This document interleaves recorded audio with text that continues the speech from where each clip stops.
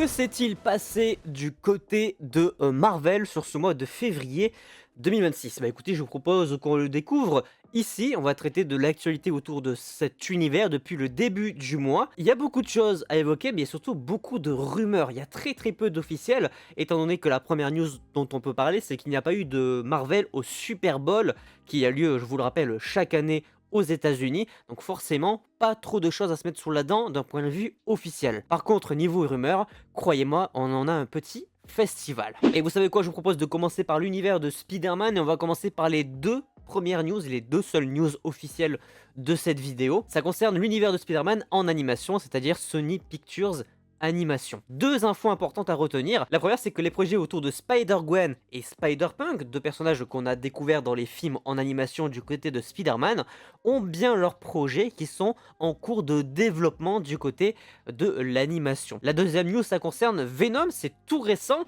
Il semblerait qu'un projet en animation autour de ce personnage serait en préparation, qui serait réalisé par les deux réalisateurs du dernier Destination Finale, Bloodlines, et que peut-être, ça c'est peut-être, même si c'est officiel, il semblerait que Tom Hardy pourrait être impliqué dans le projet. On rappelle que Tom Hardy a joué le Venom du Sonyverse. Qu'est-ce qu'on pense de ça? Pas grand chose, j'avoue que c'est une news quand nous on l'a lu à plusieurs, on a vraiment pété de rire parce que ça n'a aucun sens. Autrement dit, on part sur un petit projet qui est pas très clean dans l'idée. Pour continuer dans l'univers de Spider-Man, parlons forcément de Spider Noir, le prochain programme officiel de Sony, géré par Prime Video. Le trailer et les premières affiches sont sortis. Deux infos très importantes. La première, c'est que ça sortira en simultané, donc les 8 épisodes d'un coup, le 27 mai sur Prime Video, partout dans le monde. Et surtout, la deuxième news importante, c'est que le programme sortira dans deux versions différentes, l'une en noir et blanc, l'autre en couleur. En ce qui me concerne, je vous annonce déjà forcément qu'il y aura des vidéos réaction review, étant donné que c'est quand même Nicolas Cage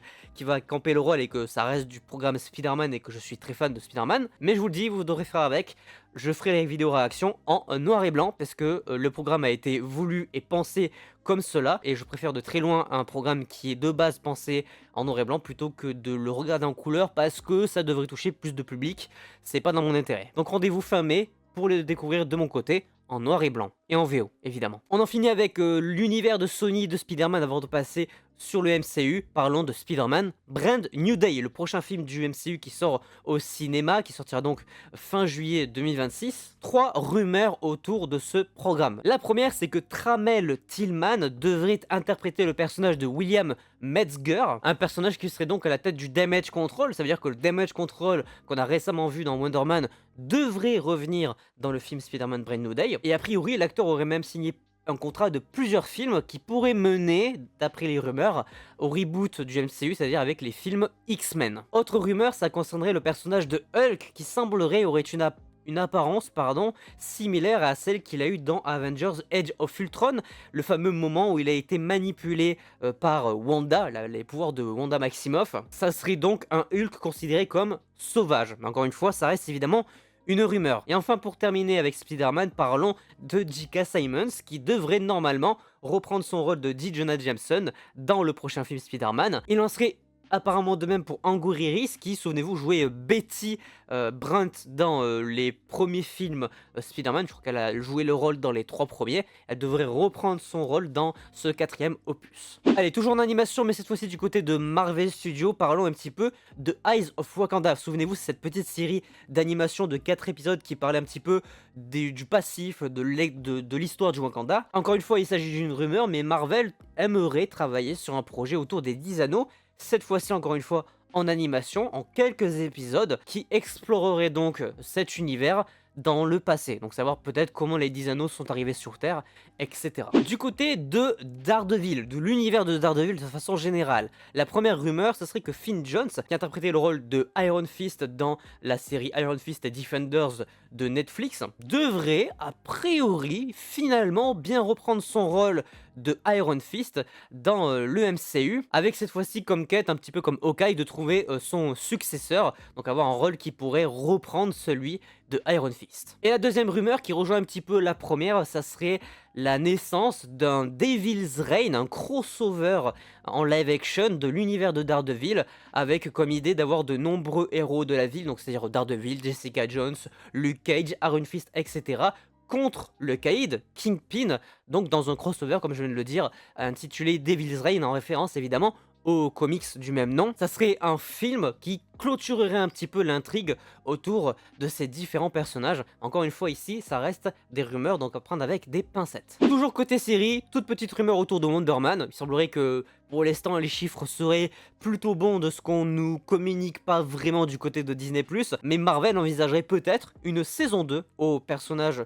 à la série de Wonder Man, en plus peut-être de ses futures apparitions dans les programmes un petit peu communs. Et avant de terminer cette vidéo évidemment avec Avengers, vous me connaissez, je termine toujours les vidéos actu avec Avengers, parlons de Vision Quest. Il semblerait que l'acteur Joe Locke, qui interprète Billy Maximoff Wiccan dans la série Agatha All Along, devrait normalement bien reprendre son rôle de Billy Maximoff dans la série qui sort en cette fin d'année 2026, Vision Quest. Mais encore une fois, ici, il s'agit donc d'une rumeur, mais étant donné que le programme est censé être la conclusion de la trilogie WandaVision, Agatha ou Vision Quest, il semblerait logique que le personnage fasse au moins une petite apparition. Et enfin, pour terminer cette vidéo, deux rumeurs autour des films Avengers. Alors une news générale autour de Avengers, ça concerne Doctor Doom, qui je vous le rappelle va être interprété par Robert Downey Jr. dans le prochain qui sort au cinéma et celui d'après logiquement, Avengers Doomsday et Avengers Secret Wars. Mais a priori, les rumeurs annoncent qu'effectivement,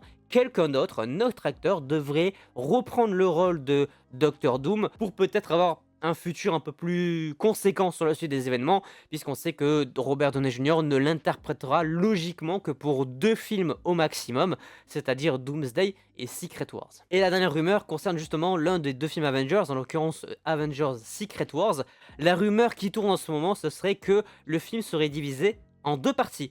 Et oui, il semblerait qu'actuellement les conditions contractuelles, donc on parle vraiment du contrat de tournage, seraient divisées en 2 parties. Donc ça veut dire que l'entité Secret Wars se séparerait en 2 films bien distincts. Est-ce qu'ils s'appelleront Secret Wars partie 1 et partie 2?